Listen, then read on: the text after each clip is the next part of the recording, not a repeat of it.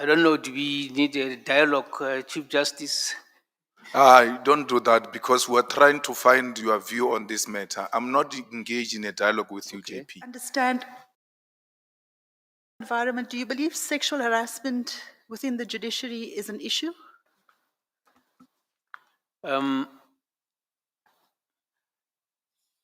I wouldn't say it's an issue that I have identified as a problem. I am aware of an instance that has gone public with those allegations, but I am not aware of, or I could say it is a problem as such.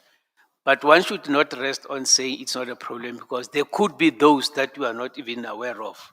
So having a anti-sexual harassment policy will assist to open up and make us aware that there is this problem. They might be kept secret. There must be those instances. It might be difficult to know that they exist, they are happening. And obviously, if they are happening, then they will get reported. If I'm a head of court and I come across that problem, I will take it up immediately. Chief Justice, it's just the last follow-up and then I'm done. Just in relation to the so-called anti-sexual harassment policy, I just want to understand, firstly, you've been asked exhaustively today how you align with the priorities of the Chief Justice. What you've just indicated now, do you believe that aligns with the priorities of the Chief Justice on sexual harassment? That's the first question.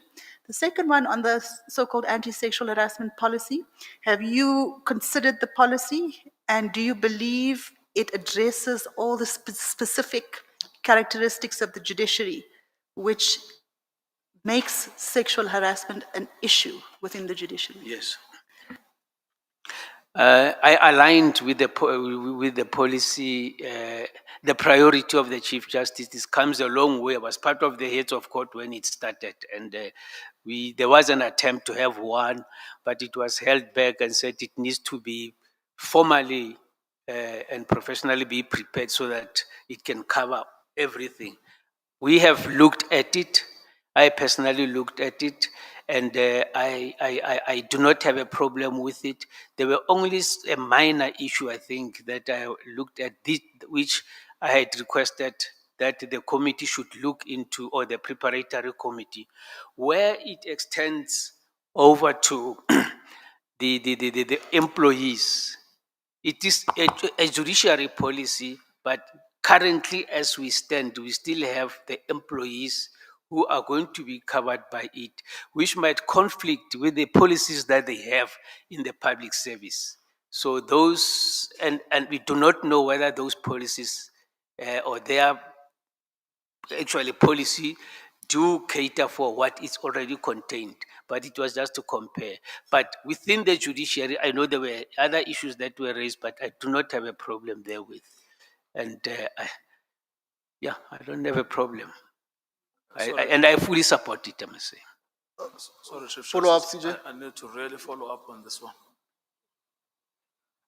So, the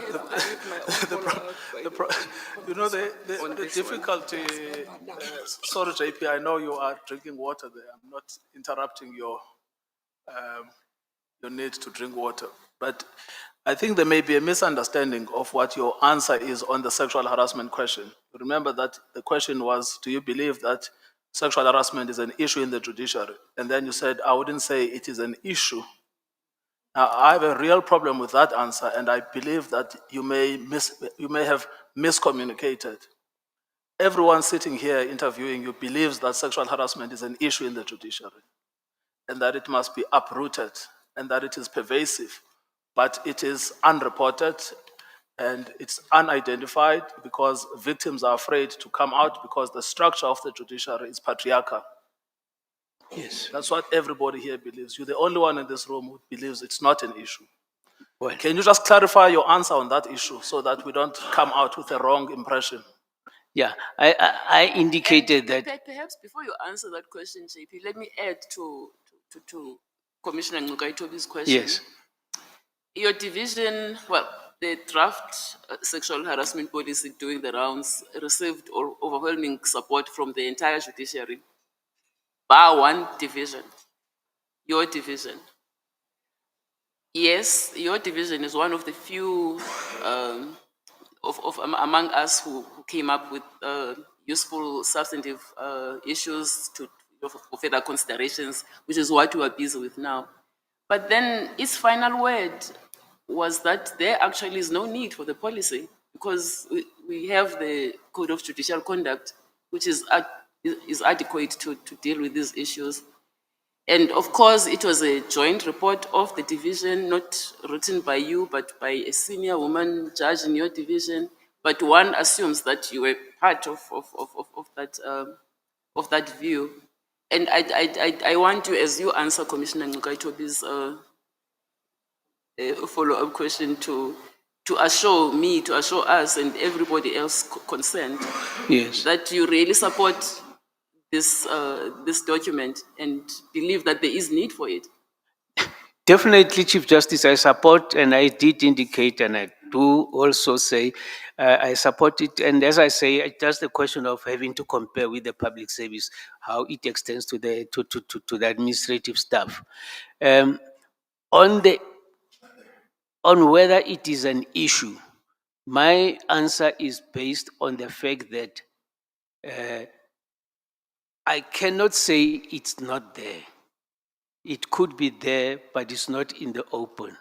But if I were to come across any of such an incident, I am bound to immediately raise it and not allow it to lie there and not be attended to. Up to now, I have never come across an issue which I have known about sexual harassment that I would have had to disclose or be even a complainant about it. But if the sketch is there, I accept it, but I have not come across a case like that. If it exists, obviously it should be an issue, but the problem is the incidents that I was not aware of. And if the members of the House say it is there, it means then there will have to be further investigations to make sure that it's rooted out and not only allow the victims to come up and create an environment that it is being addressed. Commissioner Malema? Thank you. I didn't want to get involved, but I realized I must just try and help the situation. Is there a sexual harassment problem at workplaces in South Africa?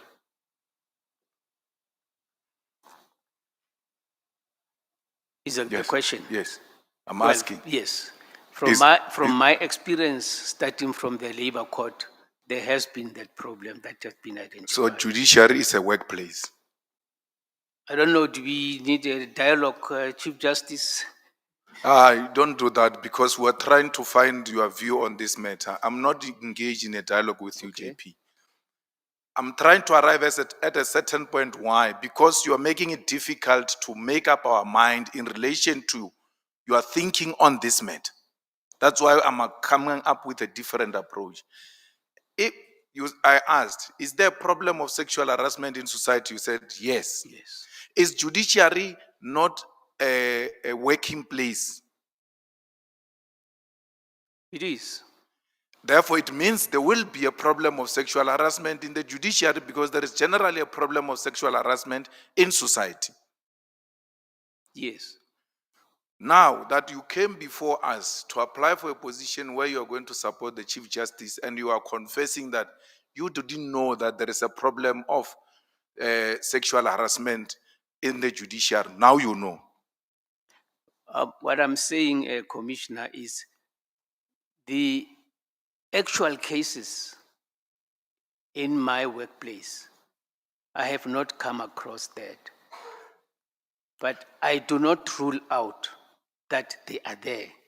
I'm saying without a policy, it will be difficult to get to know about these cases. Once there is a policy in place, it will encourage everybody to make it known so that we have this scourge and then address it immediately. No, JP, you are applying to go and assist the CJ. Assist her on what? Because you don't know what are the issues there. What are the problems? I'm saying with all of everybody's input now, not your experience, where you work and all of that. Now at a national level, with national consciousness that is given to you now, out of this input, do you accept that there is a sexual harassment problem in judiciary in the same way there is a problem of sexual harassment in society? You might have came here not aware, but with everybody's input now, do you now accept that it looks like there is a problem the judiciary is dealing with? You were not aware of it. You are now aware of it. But it makes it problematic for me to want to go and help the CJ on matters that you don't know. Help her on what? Because you don't know there is a problem she's dealing with. That's why she's trying to expedite the issue of sexual harassment policy, which you are aware of. And when it became an issue, a judge with interest in leadership position would have inquired as to what necessitates such a policy. Because we've been operating here, there was no policy. Why now? Because you have got interest in leadership position. Being deputy chief justice is a leadership role and is to help the chief justice, and you were going to help her on issues that you are not aware. What are the issues? Now you know, you do accept that there is a problem of sexual harassment in the judiciary with all inputs given here. I have been assured that there is that problem, and I do accept that there is that problem. What I was trying to put forward was that I personally have not come across a specific case that I had to deal with. But if the sketch is there, I do accept. CJ, I personally never came across a case of racism, but I know there is racism.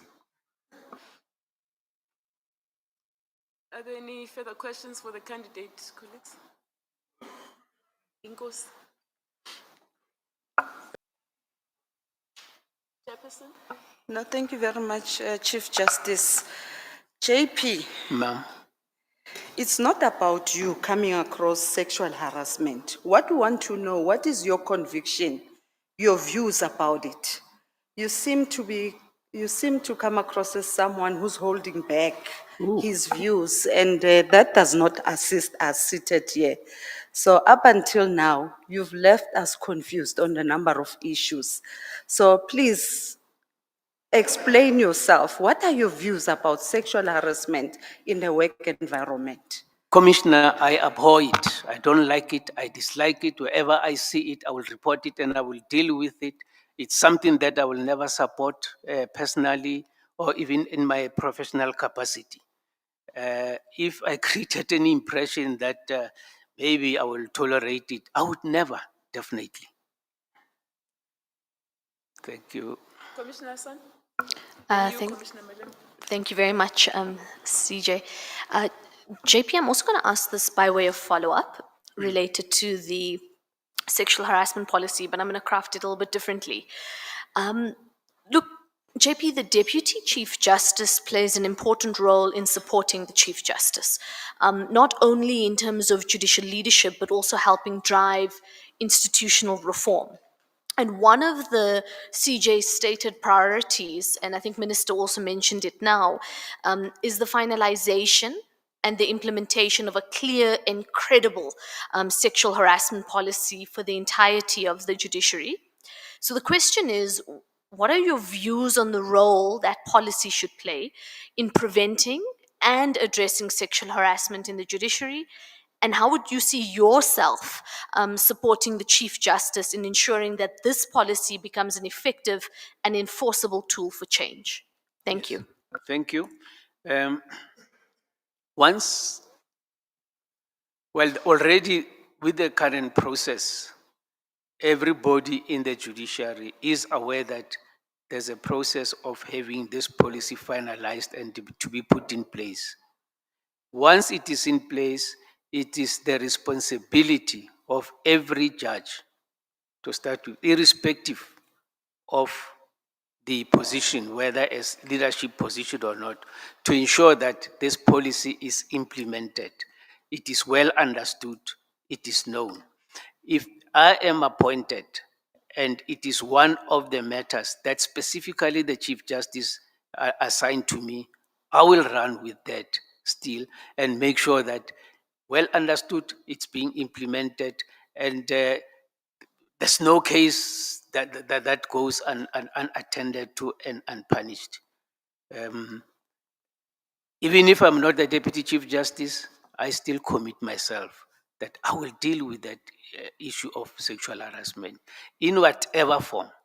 The good thing is the policy itself, once finalized, it will explain how sexual harassment manifests itself. And that's why victims do not readily come out to report this kind of harassment. And it will be a conduct and a standard that each judicial officer should live by for all levels of the judiciary, from the judges, president, let's say from the constitutional court up to the lowest court in the magistracy, including the land claims courts.